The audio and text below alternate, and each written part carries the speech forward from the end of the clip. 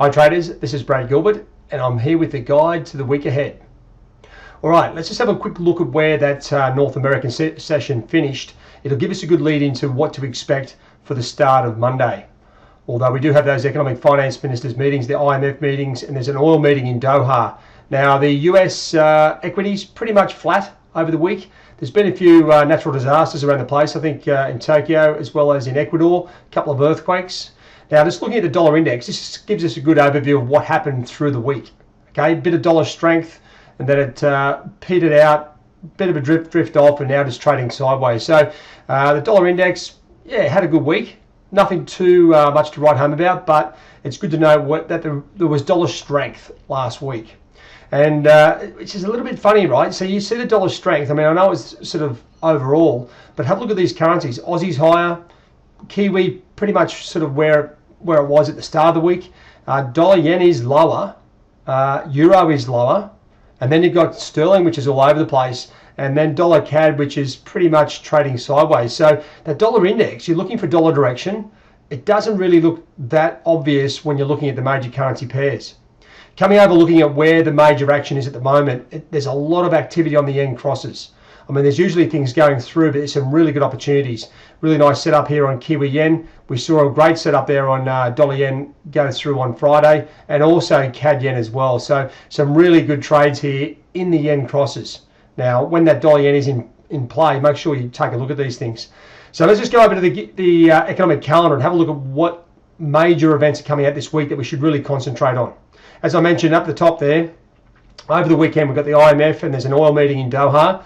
Something weird can come out of those things, so make sure you take it pretty easy Monday. If anything, that Kiwi CPI number is probably a bit of a go-to, although liquidity first thing Mondays and also on Kiwi can be quite stretched, so just take it easy. Coming into Tuesday, things hotten up a bit. We've got the German zoo economic sentiment, and then a raft of central bankers all sort of chiming in. We've got Stevens, Carney, Poloz all coming together.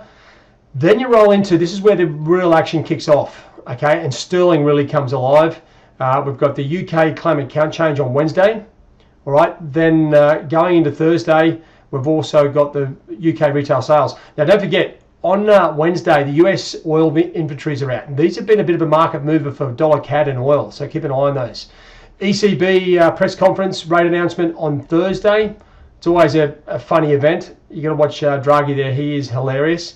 I don't know what he's going to come out with, but there's always something unexpected happening. To finish the week, we've got the CPI and retail sales figures out of Canada. That's always usually a pretty cracking opportunity. And then once again, we roll into the economics finance ministers meetings on the weekend. All right, so an easy way to look at this is go into if you're looking at Forex Factory, take off all those other medium to low impacting data releases, and you can really plan those high impacting events.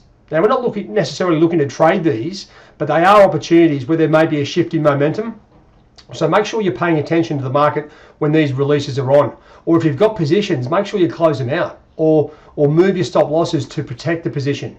Okay, nothing worse than running into a number of these high impacting events. And actually have a look at this. There's a number of central bank events, speeches on. So keep a close eye on these, because these are the speeches and events that can really upset the market. ECB press conference down there, obviously one of the key releases going through the end of the week. All right, now let's just go back. I'll just get those other releases back up on my page, and you can see how the whole week pans out. Now, as far as the live trading sessions this week, we've got 4 key sessions. And it's not those ones, it's the ones underneath. German zoo data, the UK climate count change, the UK retail sales, and finishing with the CAD CPI retail sales as well. Don't forget, on Wednesday, every fortnight, we do have the Ask Me Anything webinar. It's a good chance for you to come in and clear up anything that you're not really sure about. Now, just on the website, a bit of an update. We've changed the sort of blog. I mean, who reads a blog anyway? Into actual trade ideas. And this is where we've been posting them, but I just want to make you aware of where they are.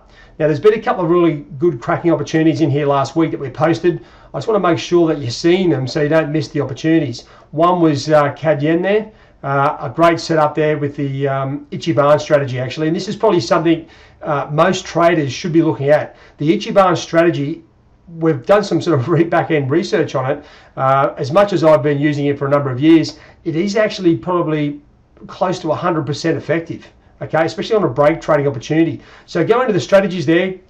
You click on the Trading Ichimoku Cloud. It's part of this strategy, right? So if you're looking to upskill yourself and really take advantage of that Asian trading session, make sure you get this strategy on board. It is, as I said, has got an unbelievable strike rate and something that you can really load up on.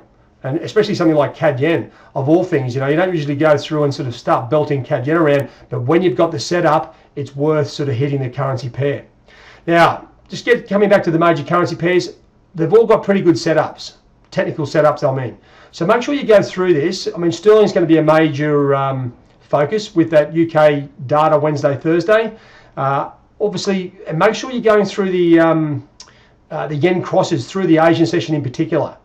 Now, the BOJ were threatening a bit of intervention earlier last week. That's sort of really dissipated, but keep an eye on these yen crosses. They are throwing up some really good cash, in particular during that Asian session. Kiwi yen looks like a pretty good one for Monday, especially if we get a weak CPI number out of New Zealand. That thing should just be off to the races. So get your technical charts up. As I said, they've got pretty good trend lines. Get your calendar scheduled ready. Check on the Trade Ideas page. Keep tuned into that. And don't forget to upskill yourself if you've got the time. All right, guys, it's a pretty big week. All right, lots of opportunities. Get yourself prepared is the key to it. And then we'll take some more cash out of the market. Good luck.